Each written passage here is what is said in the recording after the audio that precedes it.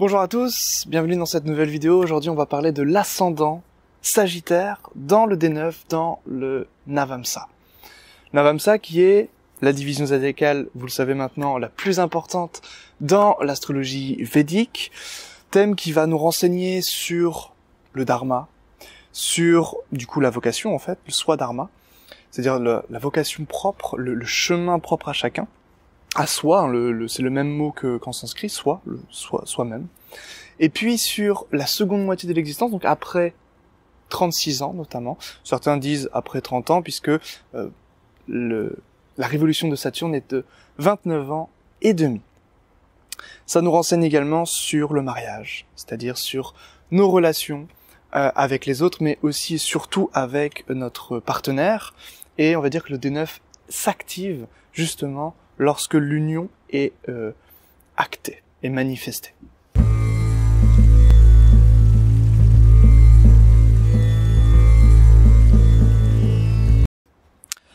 Alors, qui peut avoir l'ascendant Sagittaire dans le D9? Ça, c'est déjà la base. Dans votre D1, c'est-à-dire votre thème natal, ça va être principalement, en fait, ça va être que les signes de feu, donc Bélier, Lion, Sagittaire, les signes d'eau, Cancer, Poisson, Scorpion, et les signes d'air, donc Gémeaux, Balance et Verseau. C'est-à-dire qu'ici, cette vidéo n'est pas pour les signes de terre dans le D1. Ensuite, ça concerne les premiers padas de chaque signe, donc ça c'est pas compliqué. Alors, l'ascendant Sagittaire, pour tout le monde, que vous êtes ascendant d'un élément feu, eau ou air dans le D1, ça va nous renseigner sur quelque chose en rapport avec le karma, puisque c'est un signe de feu et que on va venir brûler ici le karma. C'est le feu sacrificiel, le Sagittaire. C'est régi par Jupiter. C'est-à-dire qu'il y a cette idée du gourou. Il y a cette idée, donc gourou le guide. Gourou, ça veut dire gros en sanskrit. C'est celui qui va venir accumuler des ressources pour ensuite les redistribuer si besoin est. Comment? À travers le guide, c'est-à-dire en conseillant. C'est vraiment le conseiller, celui qui redirige les personnes si besoin est. La personne qui enseigne, la personne qui professe, la personne qui est pédagogue, qui va vraiment guider en fait les gens, qui va leur apprendre quelque chose. Et c'est en même temps celui qui va apprendre. Et c'est celui qui va apprendre en enseignant. Voilà. Ça c'est vraiment cette énergie du Sagittaire, cette énergie régie par Jupiter dans ce Sagittaire. Donc si par exemple vous êtes ascendant Cancer dans le D1 et ascendant Sagittaire dans le D9, vous pouvez très bien être une personne, voilà, vous naissez avec cette énergie très haut du Cancer, très sensible, voilà, dans l'écoute, dans l'empathie, dans l'émotionnel. Et au fur et à mesure que vous grandissez, eh bien, vous avez vraiment cette aspiration à connaître les choses, à connaître le monde, puisque le Sagittaire est un signe de connaissance. Et ce n'est pas la connaissance en tant que savoir, ou en tant que savoir traditionnel, comme représenterait la maison 4. Donc la maison 3, ça va être le savoir un peu livresque. La maison 4, ça va être le savoir traditionnel, c'est-à-dire vraiment le savoir qui vient des origines, ou qui vient, alors typiquement c'est ce qu'on apprend à l'école, l'écriture, l'alphabet, etc. Maison 4, qui est très très souvent oubliée comme symbole, comme symbolisme.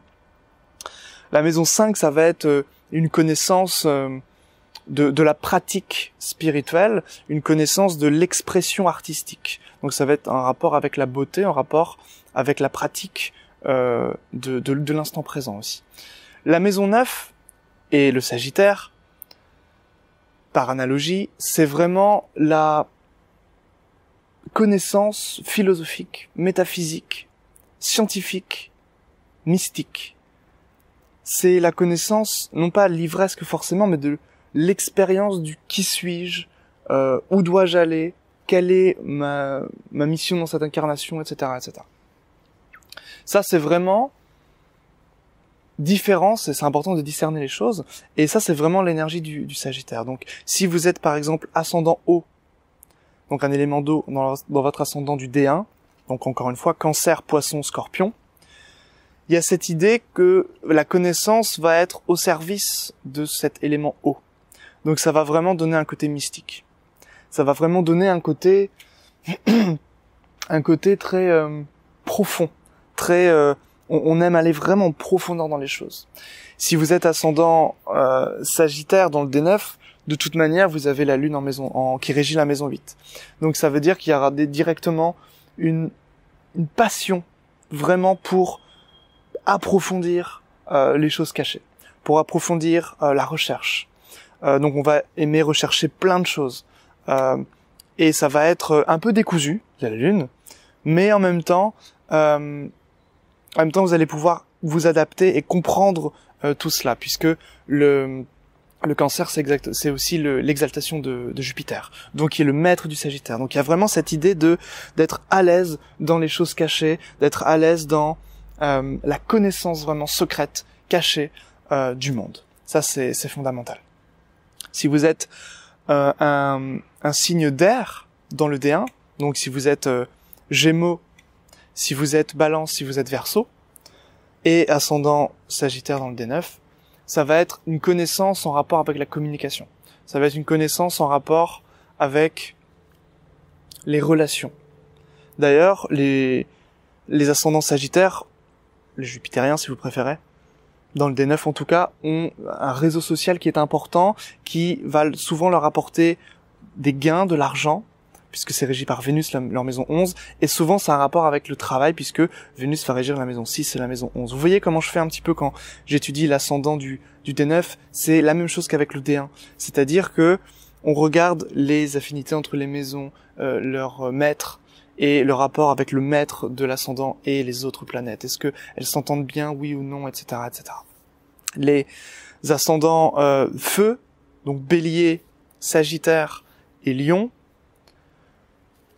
vont avoir tendance à être un peu très dans l'action, mais peuvent être très fanatiques.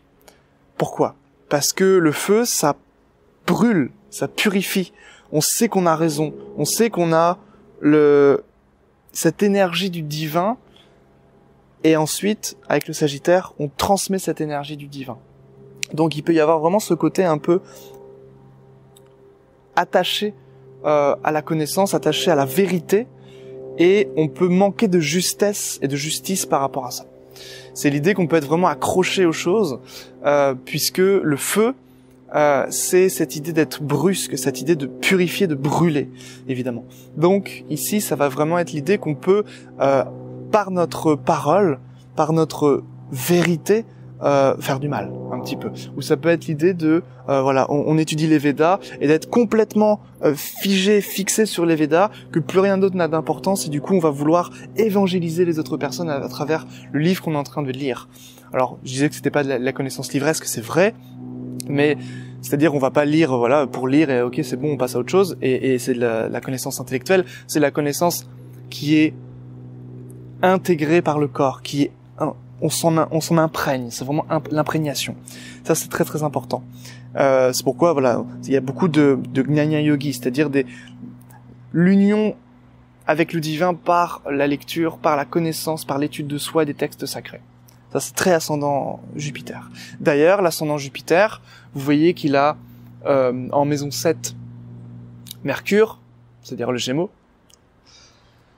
Donc ça peut entraîner à la fois une relation faite de savoir, de connaissance, mais le problème c'est que Jupiter, et le Sagittaire, va chercher à dominer, va chercher parce que c'est un signe de feu le Sagittaire, donc va chercher à avoir raison. C'est comme si c'était Dieu qui parlait à sa place et que lui, il n'était simplement qu'un canal pour avoir raison. Et du coup, on ne peut pas le contredire. Donc il y a quand même cette idée avec l'ascendant Sagittaire d'avoir toujours raison. Également, Mercure multiplie ce qu'il touche. Et comme Mercure régit la maison 7, ça fait souvent plusieurs partenaires, plusieurs compagnons, et il y a cette idée quand même, puisque c'est les Gémeaux, et que les Gémeaux c'est cette idée de dualité mais des êtres qui se ressemblent, que les partenaires se ressemblent. Où on peut aussi retourner facilement avec un de nos ex, ou une de nos ex. C'est très fréquent avec l'ascendant Sagittaire dans le D9. Également, le ou la partenaire peut paraître plus jeune, parce que c'est Mercure, et Mercure va régir l'adolescence, est beaucoup plus jeune que Jupiter. Ou paraître plus jeune. Mais en tout cas, ce sera une relation basée vraiment sur la communication, basée vraiment sur le savoir et la connaissance, sur les voyages également. Les voyages peuvent être extrêmement spirituels, c'est-à-dire que l'ascendant Sagittaire peut voyager, mais pas voyager et se la couler douce et voilà, glander à la plage, etc. Mais aller dans des temples, dans des endroits mystiques, faire des pèlerinages, etc. Parce que c'est le lion et le soleil qui régit la maison 9. Il peut y avoir un rapport fort avec, évidemment, des maîtres spirituels également. Et puis cette idée, alors ça peut être trouvé durant la seconde moitié de l'existence, c'est-à-dire après 36 ans. Ça peut être trouvé après le mariage aussi. Voilà, tout ça c'est possible et c'est souvent le cas. Quand je dis souvent, c'est entre 8 sur 10 et 9 sur 10 des ascendants dans les D9 par exemple. Au niveau de leurs économies, l'ascendant Sagittaire, on voit que la maison 2, c'est le Capricorne. C'est la chute de Jupiter et c'est le domicile de Saturne. Donc il y a cette idée de pas être forcément à l'aise avec les économies, mais d'être extrêmement prudent avec. Et d'être un peu, pas obsessionnel, mais il y a une préoccupation. Il y a une préoccupation avec l'argent, avec les finances. Et puis on retrouve le côté un peu fanatique. Pourquoi ? Parce que Mars va régir la maison 5 et 12. Scorpion Bélier. La 5, ça va être la pratique spirituelle. Ça va également être les plaisirs. La 12, c'est le côté sacrificiel. C'est le côté, alors comme c'est régi par Mars, le Scorpion ici, ça va être l'idée que on va se sacrifier, on va se battre pour notre dévotion, maison 5, la Bhakti Yoga, c'est régi par la maison 5. Quand on parle de pratique avec la 5, c'est surtout la dévotion, la Bhakti. C'est les prières, c'est l'adoration à la divinité, etc. Ça, c'est vraiment la maison 5 qui est régie par Mars pour l'ascendant Sagittaire. Il peut avoir cet ascendant Sagittaire une grande maison, puisque Jupiter régit également la maison 4. Et comme Vénus est exaltée en maison 4, c'est l'idée que on se sent bien dans cette maison. Parce que Vénus en 4 est en force directionnelle. Elle est extrêmement puissante. Donc ça veut dire qu'on se sent bien intérieurement. On est vraiment confortable dans cette maison. Elle peut être grande, ou on peut avoir un grand terrain. Ou cette maison peut être le lieu de culte. Vraiment, ça peut être cette idée où on fait grandir, où on ascensionne. On peut très bien rentrer du travail, être avocat, enseignant, professeur, conseiller, guide ou je ne sais pas, ou travailler dans un rapport avec la justice, etc., ou le gouvernement, ou la politique, et rentrer chez soi, et là se sentir très très bien. Parce que Vénus exaltée, en 4, Jupiter qui est maître du Sagittaire, est en domicile, ici, et régit donc les poissons, la maison 4. Vous voyez un petit peu comment je fais pour interpréter l'ascendant Sagittaire dans le Navamsa, dans le D9. Et c'est ce que je vous invite à faire, à continuer. Je ne vais pas faire une liste. Mon but n'est absolument pas de tout lister. Ça n'aura aucun sens en fait, et ça va complètement desservir votre pratique de l'astrologie. Mon but c'est que vous compreniez comment je fais pour que à votre tour vous puissiez être autonome dans votre pratique et vous puissiez avancer. Si vous ne savez pas quelle est votre configuration, vos placements dans le thème natal, vous pouvez cliquer sur le deuxième lien en description pour recevoir votre thème védique en PDF, votre thème complet avec toutes les divisions zodiacales. Et si vous désirez aller plus loin, vous former, eh bien vous pouvez cliquer sur le premier lien dans la description pour rejoindre l'académie, le cercle des astrologues, qui est à 19 € par mois, et puis vous recevrez du contenu chaque jour, c'est du contenu quotidien. Il y a mon chat qui miaule, et je pense qu'il acquiesce également. Et également, vous pouvez aller sur astrologieindienne.fr pour trouver du contenu et également pour me contacter si vous désirez une consultation ou un cours particulier. C'était mon analyse de l'ascendant Sagittaire dans le Navamsa, dans le D9. Portez-vous bien, on se retrouve bientôt pour une prochaine vidéo. Au revoir.